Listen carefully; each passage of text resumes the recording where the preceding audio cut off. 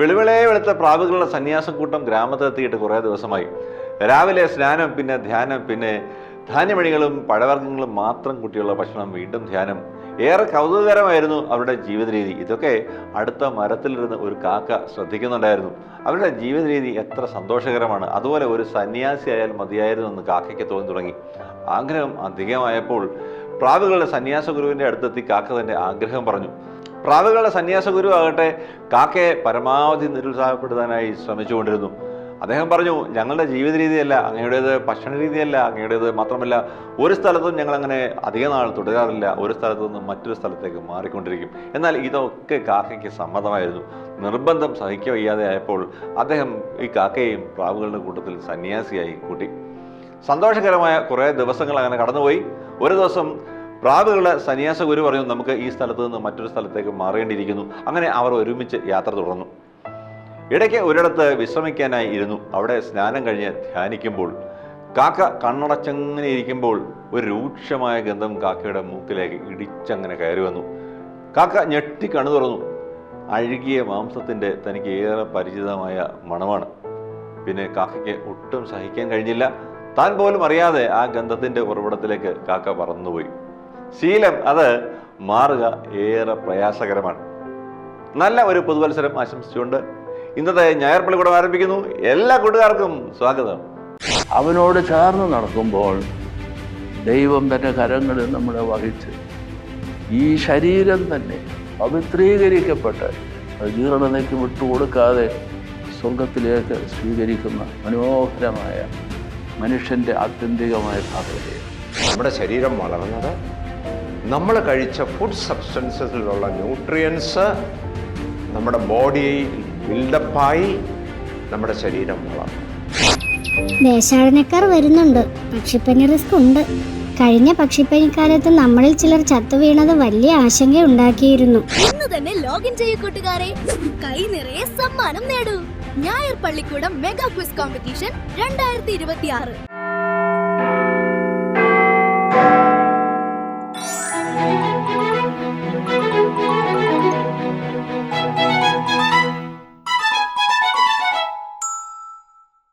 ജീവിതത്തിലെ സാഹചര്യങ്ങൾ അനുദിനം മാറിക്കൊണ്ടിരിക്കും. എന്നാൽ നമ്മുടെ ശീലങ്ങൾ അങ്ങനെ മാറുക എളുപ്പമല്ല. ശീലങ്ങൾ ഒരാളെ വളർത്തുകയും തളർത്തുകയും ഒക്കെ ചെയ്യും. ഒരു സാധാരണ മനുഷ്യനായിരുന്നിലൂടെ ഉടലോടെ സ്വർഗത്തിലേക്ക് എടുക്കപ്പെട്ടതായി വിശുദ്ധ വേദപുസ്തകം പറയുന്ന പേരാണ് ഹാനോക്ക്. ഉടലോടെ സ്വർഗത്തിലേക്ക് എടുക്കപ്പെടുക, അങ്ങനെ അധികം പേരുടെ പേരൊന്നും വിശുദ്ധ വേദപുസ്തകം ചൂണ്ടിക്കാണിക്കുന്നില്ല. എന്തുകൊണ്ടാണ് ഹാനോക്കിന് അങ്ങനെ സംഭവിച്ചത്? അഭിനന്ദ ഡോക്ടർ ഗബ്രിയേൽ മാർ ഗ്രിഗോറിയോസ് മെത്രാപ്പോലീത്തയുടെ സന്ദേശത്തിലേക്ക്. ശീലങ്ങളുടെ ഹാനോക്ക്.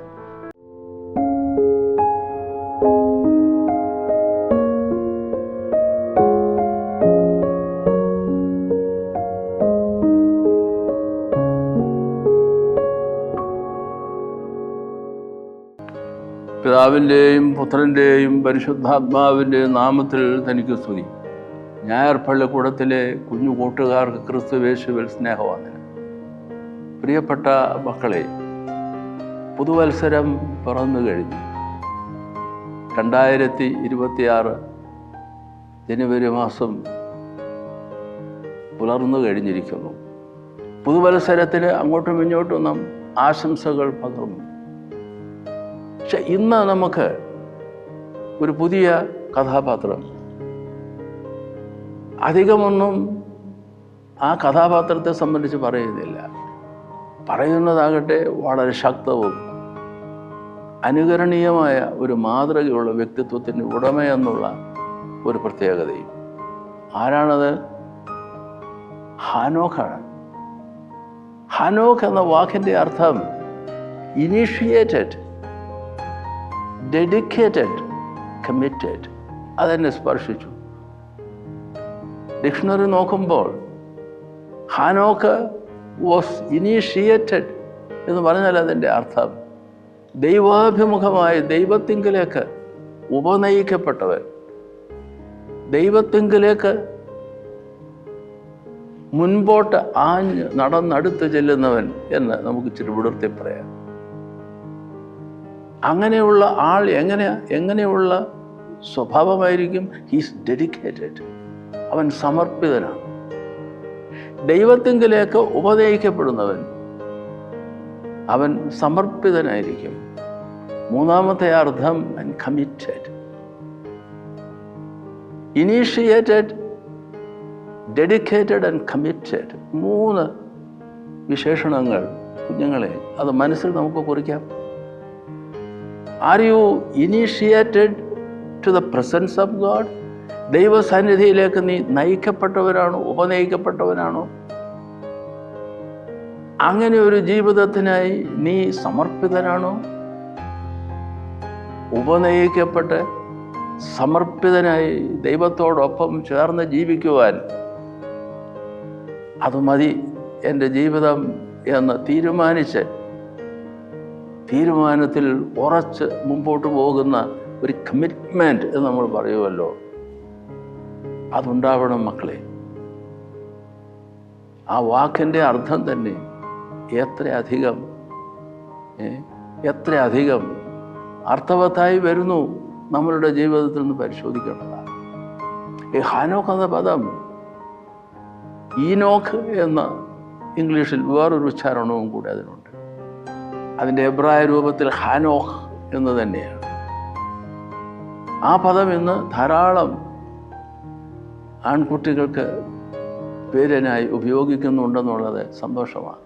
അതിൻ്റെ അർത്ഥവും ആ അർത്ഥത്തിൻ്റെ പിന്നിലുള്ള ആളത്വവും നമ്മെ വല്ലാതെ ആകർഷിക്കും. ഹാനോക്ക് ദൈവത്തോടുകൂടെ നടന്നു എന്ന് വളരെ മനോഹരമായൊരു വാക്യമുണ്ട്. നോഹിൻ്റെ കാര്യം പറയുമ്പോഴും നോഹ ദൈവത്തോടുകൂടെ നടന്നു എന്ന് തുടർന്നും നമുക്ക് വായിക്കാൻ കഴിയും 6-ാം അധ്യായത്തിൽ. ഇവിടെ നമ്മൾ ശ്രദ്ധിക്കുമ്പോൾ ഹാനോക്കിനെ സംബന്ധിച്ച് ഹാനോക്ക് ദൈവത്തോടു കൂടെ നടന്നു. ആ നടന്നു എന്ന വാക്ക് എബ്രായ പദമാണ്. ആ എബ്രായ പദം നോക്കുമ്പോൾ അതിൻ്റെ ഗ്രാമർ, അതിൻ്റെ വ്യാകരണത്തിൽ പ്രത്യേകം എടുത്തു പറയുക, it is a verb which connotes a habitual life, a habitual work, habitual എന്ന് പറഞ്ഞാൽ അതിൻ്റെ അർത്ഥം it was his habit that he always walked with God. He conducted his whole life such a way that he is with God, walking with God. If you are not with God, you cannot walk with God. The nearness, the closeness, the alertness that whether I am with God, walking with God.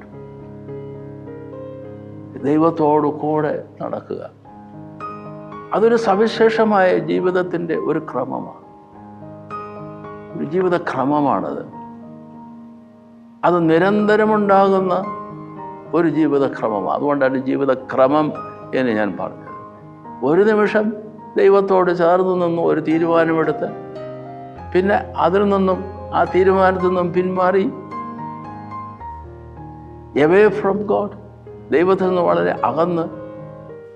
പക്ഷേ ഇവിടെ ശ്രദ്ധാലുവായ ഒരു ദൈവപുരുഷൻ ഹാനോക്ക്, he was particular that he is always with God and the whole conduct of his life is with God. അവൻ്റെ ജീവിതത്തിൻ്റെ നടത്ത എന്ന വാക്കിന് വളരെ അർത്ഥപൂർണമാണ്. നടത്ത എന്ന വാക്ക്, ടു വാക്ക് വിത്ത് ഗോഡ് എന്ന് പറഞ്ഞാൽ അതിൻ്റെ അർത്ഥം to live with God, to be near to God, to be face to face God എന്നെല്ലാം അതിനർത്ഥമുണ്ട്. അവിടെ എഴുതിയിരിക്കുന്നത് ഹാനോക്ക് ദൈവത്തോടുകൂടെ നടന്നു, ദൈവം അവനെ എടുത്തുകൊണ്ടതിനാൽ കാണാതെയായി. ദൈവം അവനെ എടുത്തുകൊണ്ടതിനാൽ കാണാതെയായി. Oh, that is wonderful. If you walk with God, God will carry you. ആ എടുത്തുകൊണ്ടതിനാൽ കാണാതെയായി എന്ന് പറഞ്ഞാൽ അതിൻ്റെ അർത്ഥം ദൈവം എവിടെയായിരിക്കുന്നുവോ ആ സ്വർഗത്തിൻ്റെ അനുഭവത്തിലേക്ക് ജഡത്തോടുകൂടെ തന്നെ, ഈ ശരീരത്തോടുകൂടെ തന്നെ ഹാനോക്കിനെ ദൈവം സ്വർഗത്തിലേക്ക് സ്വീകരിച്ചത്. രാജാക്കന്മാരുടെ 2-ാം പുസ്തകത്തിൽ ഏലിയാവിനെ സംബന്ധിച്ച് പറയുമ്പോൾ 2 രാജാക്കന്മാർ 2-ാം അധ്യായം 11-ാം വാക്യത്തിൽ ഏലിയാവിനെ ദൈവം സ്വർഗത്തിലേക്ക് എടുത്തു, ഉടലോടെ എടുത്തു, ശരീരത്തോടുകൂടെ എടുത്തു. ഒരു ചുഴലിക്കാറ്റ് വന്നു. ആ ചുഴലിക്കാറ്റിൽ എന്ന പോലെ ദൈവത്തിന് സിംഹാസനം ഇറങ്ങി വന്നു എന്ന് നമുക്ക് ചേർത്ത് പറയാം. അങ്ങനെ ദൈവം ഏലിയാവിനെ സ്വർഗത്തിലേക്ക് സ്വീകരിക്കുകയായിരുന്നു. പുതിയ നിയമത്തിൽ കന്യകമറിയാമൻ സാധാരണ മരണം പ്രാപിച്ചു. അത് കഴിഞ്ഞ് 1-2 ദിവസങ്ങൾക്കകം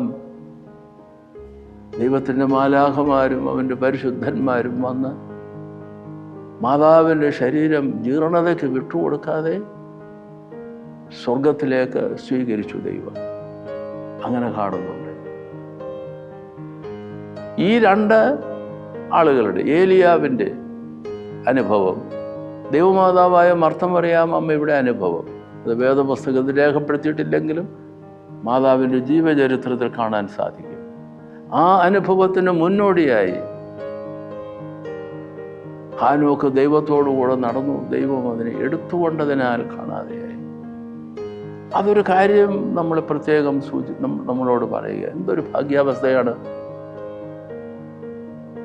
ജഡത്തിൽ ജീവിക്കുന്ന, മണ്ണിൽ കാലൂന്നി സാധാരണ മനുഷ്യരായി നടക്കുന്ന നമ്മളിലെ ഒരാൾ ഹാനോക്ക് എന്ന വ്യക്തിത്വം ദൈവതിരുസന്നിധിയിൽ അയാളുടെ ജീവിതത്തെ ദൈവത്തോട് ചേർത്ത് നിർത്തിയതിൻ്റെ ഫലമായി, അവൻ്റെ നടത്ത എന്ന് പറയുമ്പോൾ അവൻ്റെ സ്വഭാവം, അവൻ്റെ ജീവിതത്തിൻ്റെ ക്രമം മുഴുവനും ദൈവത്തോട് കൂടെ ആയതിൻ്റെ ഫലമായി ജഡം, നമ്മുടെ ശരീരം ജീർണതയ്ക്ക് വിട്ടുകൊടുക്കാതെ അവരെ ശരീരത്തോടുകൂടെ സ്വർഗത്തിലേക്ക് എടുത്തു. അക്കാരണത്താൽ കാണാതെയായി. അങ്ങനെയുമുണ്ടൊരു ജീവിതം. ഈ ലോക ജീവിതത്തിന് അങ്ങനെ ഒരു മാനവും ഒരു തലവും ഉണ്ടെന്ന് നമ്മളെ പഠിപ്പിക്കുക. ഹാനോക്കിൻ്റെ പിതാവിൻ്റെ പേര് യാരദ് എന്നായിരുന്നു. ഹാനോക്ക് മെതൂശലഹിൻ്റെ പിതാവുമായിരുന്നു. മെതൂശലഹ് ജനിക്കുമ്പോൾ അവന് 65 വയസ്സായിരുന്നു. അവിടെ രേഖപ്പെടുത്തുകയാണ്. പിന്നീട് ഹാനോക്ക് മെതൂശലഹിന് ജന്മം കൊടുത്ത ശേഷം ഹാനോക്ക് 300 വർഷവും കൂടെ ജീവിച്ചിരുന്ന, പക്ഷെ അവിടെ എഴുതിയിരിക്കുകയാണ് അവൻ 300 വർഷം ജീവിച്ചു, ദൈവത്തോടുകൂടെ നടന്നു, ദൈവം അവനെ എടുത്തുകൊണ്ടതിനാൽ കാണാതെയായി. ഇതാണ് ഇതൊരു വലിയ പാഠം നമ്മളെ പഠിപ്പിക്കുകയാണ്. നാം ദൈവത്തോട് നമ്മളുടെ ജീവിതത്തെ ചേർത്ത് നിർത്തുമ്പോൾ, ഞാൻ സൂചിപ്പിച്ചതുപോലെ അവനോട് ചേർന്ന് നടക്കുമ്പോൾ ദൈവം തൻ്റെ കരങ്ങളിൽ നമ്മളെ വഹിച്ച് ഈ ശരീരം തന്നെ പവിത്രീകരിക്കപ്പെട്ട് അത് ജീർണതയ്ക്ക് വിട്ടുകൊടുക്കാതെ സ്വർഗത്തിലേക്ക് സ്വീകരിക്കുന്ന മനോഹരമായ മനുഷ്യൻ്റെ ആത്യന്തികമായ ഭാഗതയും. അങ്ങനെ അനുഗ്രഹീതനായ ഒരു വ്യക്തിത്വമായിരുന്നു, ഒരാളായിരുന്നു ഹാനോക്ക് എന്ന് നമ്മൾ പഠിക്കും. ഞങ്ങളെ ഇത്തരം വ്യക്തിത്വങ്ങളെ നമ്മൾ നമ്മുടെ കൺമുമ്പിൽ വയ്ക്കണം. അവരെ സംബന്ധിച്ച് ആഴമായി പഠിക്കണം. അവരിൽ നിന്ന് പാഠങ്ങൾ സ്വാംശീകരിക്കുവാൻ ദൈവവചനത്തിലൂടെ നാം ശ്രദ്ധിക്കുകയും വേണം. ദൈവത്തിൻ്റെ കൃപ നാം എല്ലാവരിലും എപ്പോഴും ഉണ്ടായിരിക്കുമാറാകും. ഈ പുതിയ വർഷം ഈ പാഠം നമ്മളുടെ ജീവിതത്തിൽ പ്രതിഫലിക്കുവാൻ തമ്പുരാനോട് നമുക്ക് കൃപ ചോദിച്ചുകൊണ്ട് ഈ വർഷം തുടർന്നും ദൈവകൃപയിൽ ജീവിക്കാൻ ശ്രമിക്കാം. ദൈവം നമ്മെ അനുഗ്രഹിക്കുമാറാകട്ടെ.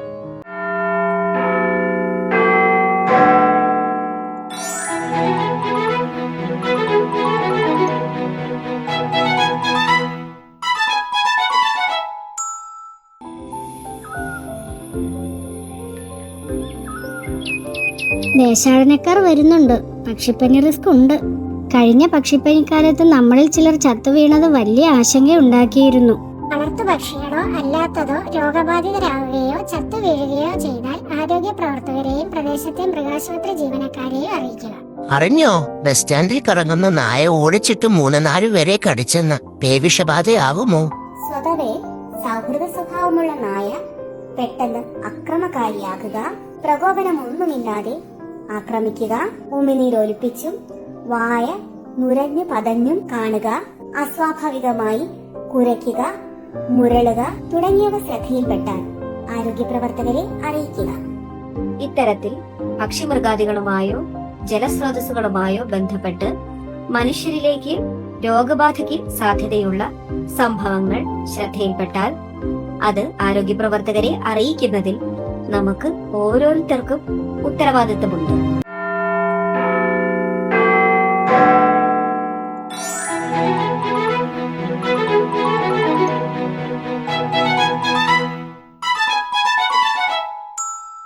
മണ്ണ് കൊണ്ട് ഉണ്ടാക്കിയതാണ് ഈ ശരീരം എന്നാണ് വിശുദ്ധ വേദപുസ്തകം പറയുന്നത്. എന്നാൽ നമ്മുടെ ശരീരത്ത് അങ്ങനെ മണ്ണൊന്നും കാണുന്നില്ല, അല്ലേ? നമ്മൾ കഴിക്കുന്ന പഴങ്ങളും പച്ചക്കറികളും എല്ലാം മണ്ണിൽ നിന്ന് ഉണ്ടായി വരുന്നതാണ്. എന്തിന്? ജീവൻ നഷ്ടപ്പെടുമ്പോൾ ഈ ശരീരവും മണ്ണായി തീരും എന്നാണ് പറയുന്നത്. എന്നാൽ നമ്മുടെ ഈ ശരീരത്ത് മണ്ണ് പറ്റാതിരിക്കാനാണ് നമ്മൾ എപ്പോഴും ശ്രദ്ധിക്കുന്നത്. അകത്തും പുറത്തുമൊക്കെ ഈ മണ്ണിനേക്കാൾ അഴുക്കായ എന്തൊക്കെയാണ് വന്നുകൊണ്ടിരിക്കുന്നത്. അതും ഒരു തരം മണ്ണ് പറ്റൽ തന്നെയാണ്. ഇന്നത്തെ സയൻസ് ഓഫ് ലൈഫിലേക്ക് മണ്ണ് പറ്റാതിരിക്കാൻ. കൂട്ടുകാർക്കൊക്കെ ജനിച്ച സമയത്ത് വെയിറ്റ് എന്തായിരുന്നു എന്നറിയാമോ? ഏതാണ്ട് 3-3.5 കിലോഗ്രാം ആയിരിക്കണം വെയിറ്റ്. ഏതായാലും പേരൻസിനോട് ഒന്ന് ചോദിച്ച് ഒന്നുകൂടെ കൺഫേം ചെയ്തോളൂ. എന്നാൽ ഇപ്പോഴോ എല്ലാവർക്കും 30-35 കിലോഗ്രാം വെയിറ്റ് കാണും. ഇതെങ്ങനെ സംഭവിച്ചു? നമുക്കറിയാം, നമ്മുടെ ശരീരം വളർന്നു. നിങ്ങളുടെ ശരീരം ഇനിയും വളരും. നിങ്ങളൊക്കെ 80 കിലോഗ്രാം, ചിലരൊക്കെ ഒരുപക്ഷെ 100 കിലോഗ്രാംസിലേക്കാളും കൂടുതലായിട്ട് വെയിറ്റ് ഗെയിൻ ചെയ്തെന്നിരിക്കും. നമ്മുടെ ശരീരം എങ്ങനെയാണ് പ്രിയപ്പെട്ടവരെ വളർന്നത്? നമ്മുടെ ശരീരം വളർന്നത് നമ്മൾ കഴിച്ച ഫുഡ് സബ്സ്റ്റൻസസിലുള്ള ന്യൂട്രിയൻസ് നമ്മുടെ ബോഡിയിൽ ബിൽഡപ്പായി നമ്മുടെ ശരീരം വളർന്നു. അങ്ങനെയാണെങ്കിൽ ഏതൊക്കെയാണ് ഈ ന്യൂട്രിയൻസ്? ഏതൊക്കെയാണ് അതിൻ്റെ സോഴ്സസ്? നമ്മുടെ ബോഡിയിൽ ഒരുപാട് കോംപ്ലക്സ് കെമിക്കൽസ് ഉണ്ടെങ്കിലും ഈ കോംപ്ലക്സ് കെമിക്കൽസ് എല്ലാം ഫോം ചെയ്തിരിക്കുന്നത് 10-12 ബേസിക് എലമെൻസിൽ നിന്നാണ്. Carbon, hydrogen, oxygen, nitrogen, phosphorus, sulphur, അങ്ങനെ കുറേ എണ്ണം മാത്രം. ഇതിൻ്റെ സോഴ്സോ നമ്മുടെ ഭൂമിയിലെ മണ്ണിനകം. അപ്പോൾ ഈ മണ്ണിനകത്തുള്ള ഈ ബേസിക് എലമെൻറ്റ്സ് എങ്ങനെയാണ് നമ്മുടെ ശരീരത്തിലെത്തി നമ്മുടെ ബോഡിയെ ബിൽഡ് ചെയ്തത്? അതാണ് നമ്മൾ ബയോളജിയിൽ പഠിക്കുന്ന ഫുഡ് ചെയിൻ എന്ന് പറയുന്ന കൺസെപ്റ്റ്. കുറച്ചുകൂടെ വിപുലമായ രീതിയിൽ വരുമ്പോൾ നമ്മളതിനെ ഫുഡ് വെബ് എന്നും പറയും. അതായത്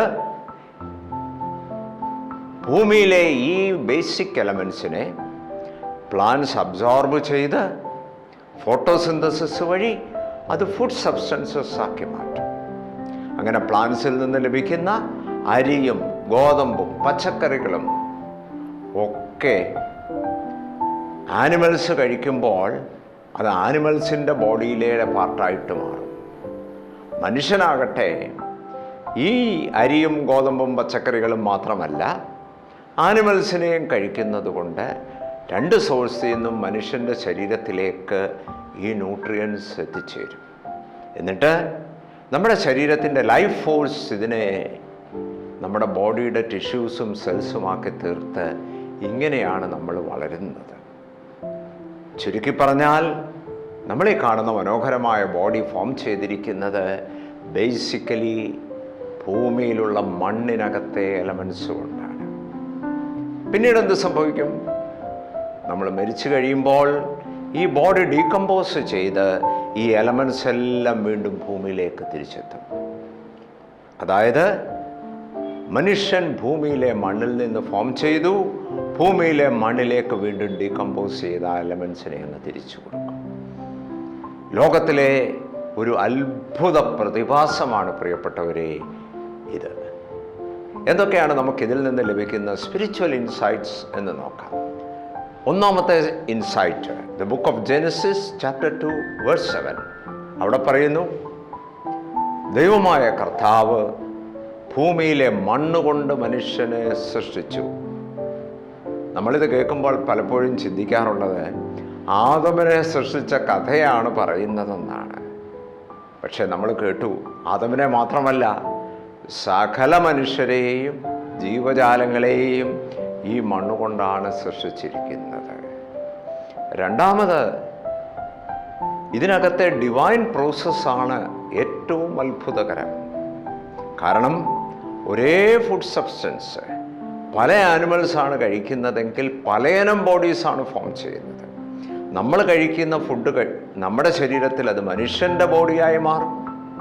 ആ ഫുഡ് തന്നെ ഒരു പൂച്ചക്കുട്ടി കഴിച്ചാൽ അത് പൂച്ചയുടെ ബോഡിയായിട്ട് മാറും. ഒരു നായ്ക്കുട്ടിയാണെങ്കിലോ അത് നായയുടെ ബോഡിയായിട്ട് മാറും. രണ്ടാമത്തെ ഇൻസൈറ്റ് നമുക്ക് തന്നിരിക്കുന്നത് the book of 1 Corinthians chapter 3 verse 17. അവിടെ പറയുന്നു, our bodies are the temple of God and God will destroy the one who destroys this body. അതായത് നമ്മളുടെ ഈ ബോഡി യഥാർത്ഥത്തിൽ ഹോളി സ്പിരിറ്റിൻ്റെ ഒരു കവറാണ്. അതുകൊണ്ട് തന്നെ നമ്മൾ ഈ ബോഡിയെ ഹോളിയായിട്ടും കെയർഫുള്ളായിട്ടും സൂക്ഷിക്കണം. നമ്മൾ പലപ്പോഴും ഈ ബോഡിയെ ഹോളിയായിട്ട് സൂക്ഷിക്കാതെ മിസ്യൂസ് ചെയ്യാറുണ്ട്. പലപ്പോഴും നമ്മൾ ഈ ബോഡിക്ക് കെയർ കൊടുക്കാതെ ബോഡിക്ക് ഹാംഫുള്ളായിട്ടുള്ള ഒത്തിരി കാര്യം ചെയ്യാറുണ്ട്. ജങ്ക് ഫുഡ് കഴിക്കുമ്പോൾ, എക്സസൈസ് ഇല്ലാതിരിക്കുമ്പോൾ, മദ്യം കഴിക്കുമ്പോൾ, മയക്കുമരുന്ന് കഴിക്കുമ്പോൾ നമ്മൾ ആക്ച്വലി ഈ ബോഡിയെ ഡിസ്ട്രോയ് ചെയ്യുകയാണ്. അതുകൊണ്ട് തന്നെ ദൈവം പറഞ്ഞിരിക്കുന്ന മാതിരി നമ്മുടെ ശരീരത്തിലേക്ക് പലവിധ രോഗങ്ങളായിട്ട് വന്ന് അതിനെ കംപ്ലീറ്റായിട്ട് ഡിസ്ട്രോയ് ചെയ്യുന്ന അവസ്ഥയിലേക്ക് എത്തും. അതുകൊണ്ട് പ്രിയപ്പെട്ട കൂട്ടുകാരെ, ആദമിനെ സൃഷ്ടിച്ചതുപോലെ നമ്മളെ എല്ലാവരെയും ഭൂമിയിലെ മണ്ണുകൊണ്ടാണ് സൃഷ്ടിച്ചിരിക്കുന്നത്. ഒരുപാട് നാളുകൾക്ക് ശേഷം നമ്മൾ മരിക്കുമ്പോൾ നമ്മൾ ഈ ഭൂമിയിലെ മണ്ണിലേക്ക് തന്നെ നമ്മൾ ചേരും. അതോടൊപ്പം നമ്മൾ ജീവിച്ചിരിക്കുന്ന സമയത്ത് നമ്മുടെ ബോഡീസിനെ ഹോളിയായിട്ടും കെയർഫുള്ളായിട്ടും പ്രൊട്ടക്റ്റ് ചെയ്യാൻ ശ്രദ്ധിക്കുമല്ലോ.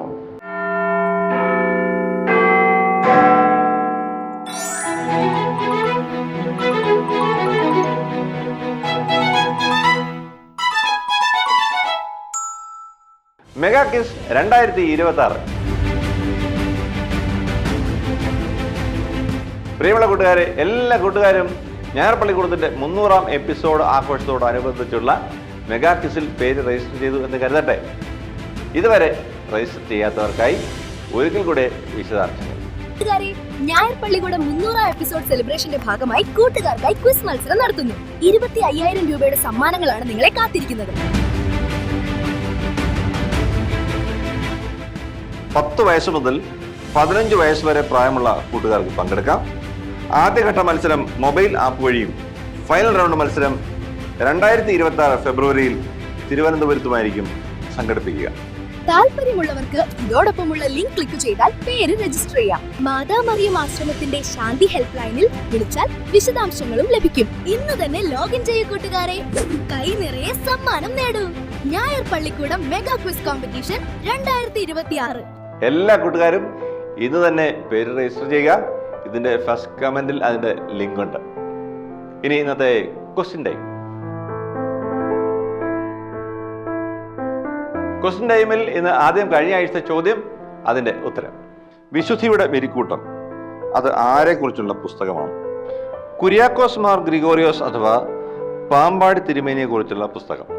കൂട്ടുകാരുടെ എല്ലാം ഉത്തരം ശരിയാണല്ലോ അല്ലേ? ഇനി ഇന്നത്തെ ചോദ്യം എന്താണെന്ന് നോക്കാം. ഹാനോക്കിന്റെ മകന്റെ പേരെന്താണ്? എത്ര സിമ്പിൾ ചോദ്യമാണ് അല്ലേ കൂട്ടുകാരെ? ഇന്ന് തന്നെ നിങ്ങളുടെ ടീം ലീഡേഴ്സിനെ ഉത്തരം എഴുതി അറിയിക്കുക. ഞായർ പള്ളിക്കൂടത്തിന് ഇന്നത്തെ സമയം അവസാനിച്ചിരിക്കുകയാണ്. നിങ്ങളുടെ അഭിപ്രായങ്ങൾ കമന്റ് ബോക്സിൽ രേഖപ്പെടുത്തുക. തിരുവനന്തപുരത്തേക്ക് വിളിക്കുന്നവർ 27131000 എന്ന ഫോൺ നമ്പർ ഓർത്ത് വയ്ക്കുക. ഞായർപ്പള്ളിക്കൂടം എല്ലാ ഞായറാഴ്ചയും ഇന്ത്യൻ സമയം രാവിലെ 7 മണിക്ക് ലൈവാണ്. പിന്നീട് 11:30 OSSI ബോധനം ചാനലിലും OSSIബോധനം.org എന്ന വെബ്സൈറ്റിലും ലഭ്യമാണ്. വൈകിട്ട് 7 മണിക്ക് ഗ്രിഗോറിയൻ TV-യിലും ലഭ്യമാണ്. വിവിധ ഫേസ്ബുക്ക് പേജുകളിലും ലഭ്യമാണ്. മുടങ്ങാതെ കാണണം, ഷെയർ ചെയ്യണം, സബ്സ്ക്രൈബ് ചെയ്യണം. വീണ്ടും ഒരു പുതുവത്സരം ആശംസിച്ചുകൊണ്ട് അടുത്ത ആഴ്ച കാണാൻ ആഗ്രഹിച്ചുകൊണ്ട് ചാച്ചൻ സന്തോഷിച്ച് ബൈ പറയുന്നു. എല്ലാ കൂട്ടുകാരെയും ദൈവം അനുഗ്രഹിക്കട്ടെ.